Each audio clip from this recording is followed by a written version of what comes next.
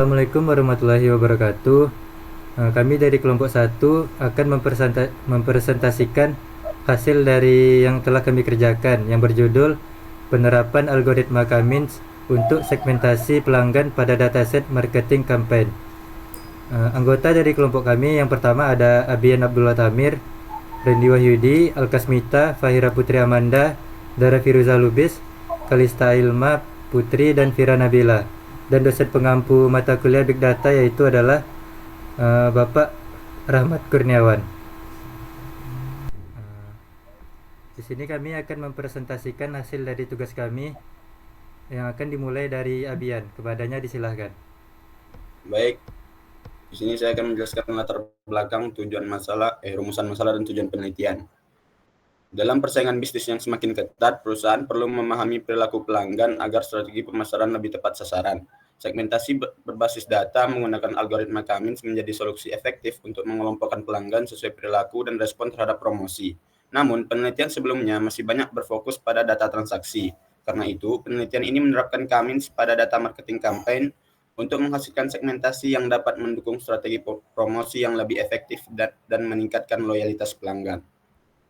Kemudian ada rumusan masalahnya. Yang pertama, bagaimana penerapan algoritma Cummins clustering pada dataset marketing campaign dalam melakukan segmentasi pelanggan. Yang kedua, berapa jumlah klaster pelanggan yang optimal berdasarkan hasil analisis Cummins. Dan yang ketiga, apa karakteristik utama dari setiap segmen pelanggan yang terbentuk dan bagaimana hasil tersebut dapat dimanfaatkan untuk strategi pemasaran yang lebih efektif. Selanjutnya ada tujuan penelitian. Yang pertama yaitu menerapkan algoritma Cummins clustering pada dataset marketing campaign untuk melakukan segmentasi pelanggan. Yang kedua, menentukan jumlah klaster pelanggan yang paling optimal berdasarkan hasil penerapan algoritma Cummins. Dan yang ketiga, menganalisis karakteristik setiap segmen pelanggan dan memberikan rekomendasi strategi pemasaran yang lebih efektif berdasarkan hasil segmentasi tersebut. Sekian penjelasan dari saya kembalikan ke moderator. Selanjutnya akan dilanjutkan oleh rekan saya. Nah, di sini saya akan menjelaskan metode penelitian yang kami pakai pada penelitian ini. Yang pertama itu ada sumber dan pemrosesan data. Penelitian ini menggunakan dataset sekunder dari marketing campaign CSV yang berisi data demografi, perilaku pembelian, dan pengeluaran pelanggan. Proses awal meliputi pemuatan dan persiapan data untuk klasterisasi. Tahapannya yaitu pemuatan data. Dalam tahapan pemrosesan data, data yang telah dimuat dipindahkan ke basis data non-relasional MongoDB. Yang kedua, penanganan missing value. Setelah data berhasil dimuat dan diambil kembali, langkah berikutnya adalah penanganan nilai yang hilang atau missing value tadi. Boleh next, Abian? Nah, di sini ada rekayasa dan standarisasi fitur. Yang pertama tahapannya yaitu rekayasa fitur atau bisa disebut dengan total spending. Penelitian ini membentuk variabel baru total spending sebagai total belanja pelanggan dari seluruh kategori produk. Variabel ini digunakan bersama income Variabel ini digunakan bersama income sebagai fitur utama dalam proses klasterisasi untuk mempresentasikan perilaku konsumsi pelanggan secara menyeluruh. Yang kedua, standarisasi fitur. Fitur income dan total spending distandarisasi menggunakan metode standard scalar agar memiliki rata-rata 0, pi sama dengan 0, dan simpangan baku 1, sigma sama dengan 1. Proses ini memastikan bahwa kedua fitur berkontribusi secara seimbang dalam perhitungan jarak ikutin. Sekian saya kembalikan kepada moderator. Bella, terima kasih kepada Nabil. Selanjutnya akan dijelaskan oleh Dara.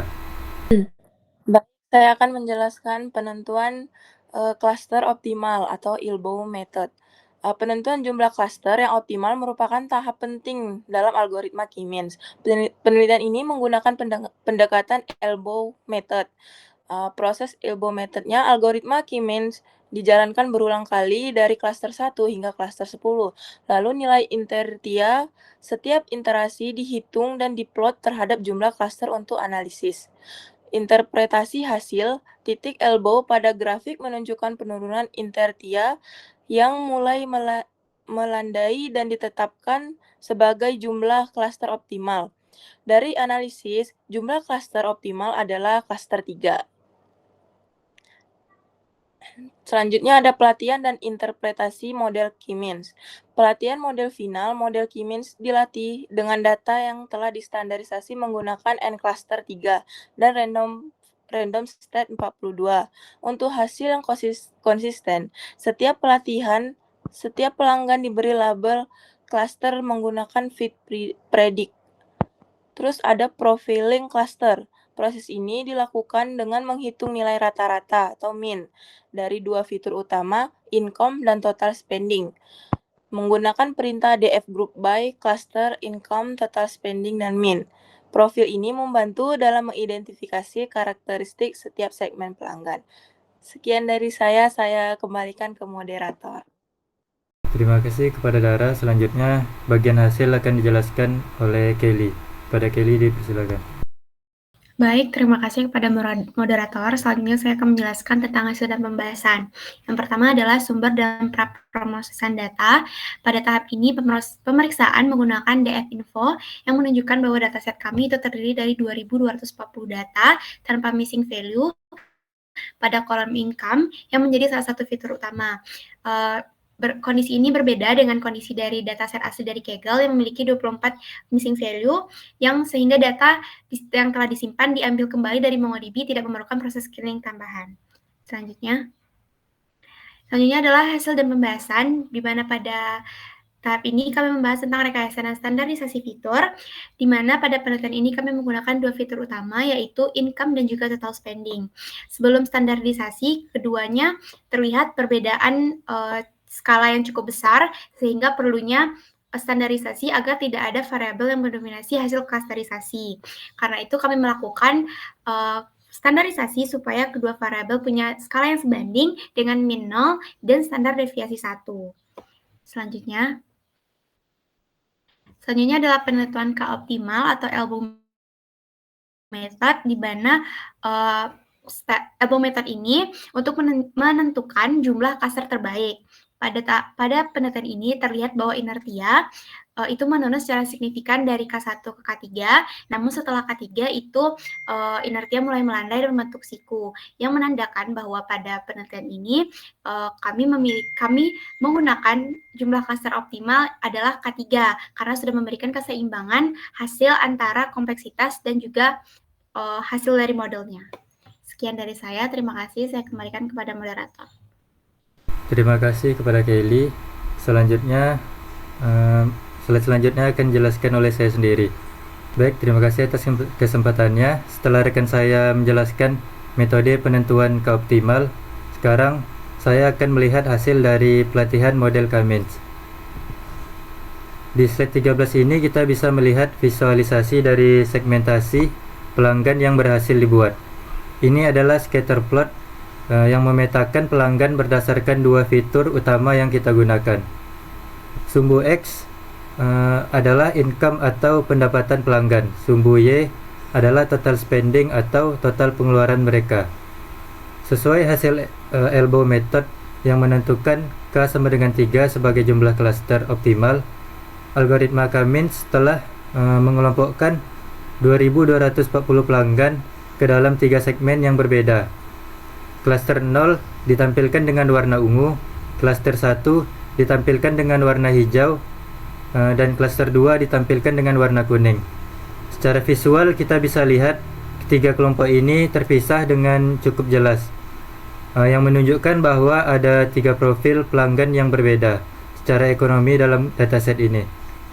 Nah, apakah karakteristik dari masing-masing cluster ini? Mari kita lihat di slide berikutnya. Slide berikutnya akan dijelaskan oleh Fahira. Kepadanya disilakan. Baik, terima kasih kesempatannya. Di slide ini kita akan memahami makna atau profiling dari setiap segmen. Nah, seperti yang dijelaskan di bab metode, kita menghitung nilai rata-rata dari income dan total spending dari setiap cluster. Nah, cluster 0 itu kami identifikasi sebagai segmen hemat. Mereka memiliki income rata-rata itu rendah dan total spending yang juga rendah. Nah, ini adalah kelompok pelanggan yang mungkin sensitif terhadap harga. Selanjutnya, cluster 1 adalah segmen elite. Kebalikannya, mereka punya rata-rata income yang tinggi dan total spendingnya juga tinggi. Kelompok ini adalah target ideal untuk promosi eksklusif dan program loyalitas premium. Selanjutnya, klaster 2 adalah segmen menengah. Pendapatan dan pengeluaran mereka berada di tengah-tengah. Nah, segmen ini adalah segmen yang potensial untuk strategi upselling dan building produk. Selanjutnya akan dilanjutkan oleh rekan saya. Baiklah, di sini saya akan menjelaskan bagian kesimpulan. Pada penelitian ini, kami menggunakan algoritma Keynes untuk mengumpulkan pelanggan berdasarkan pendapatan dan total pengeluaran yang diambil dari dataset marketing campaigns. Berdasarkan hasil dari analisis dengan metode Elbow, jumlah klaster terbaik ditemukan pada klaster 3 yang membentuk 3 segmen pelanggan, yaitu hemat, menengah, dan elit. Hasil ini menunjukkan bahwa algoritma Keynes efektif dalam memetakan pola perilaku pelanggan dan dapat membantu perusahaan dalam menyusun strategi pemasaran yang lebih efisien, personal, dan berbasis data. Sementara itu, untuk saran penelitian selanjutnya, kami merekomendasikan agar variabel yang digunakan dapat diperluas, misalnya dengan menambahkan usia, frekuensi pembelian, atau jenis produk, agar hasil segmentasi lebih akurat. Selain itu, penelitian mendatang dapat membandingkan algoritma Keynes dengan metode yang lain. Kita mengembangkan data dashboard interaktif agar hasil segmentasi bisa dimanfaatkan langsung oleh pihak manajemen secara real-time. Demikian kesimpulan dan saran dari penelitian ini saya kembalikan kepada moderator. Baik, terima kasih kepada rekan-rekan saya sudah mempresentasikan hasil dari kelompok kami. Lebih dan kurang mohon maaf, kami akhiri. Wassalamualaikum warahmatullahi wabarakatuh.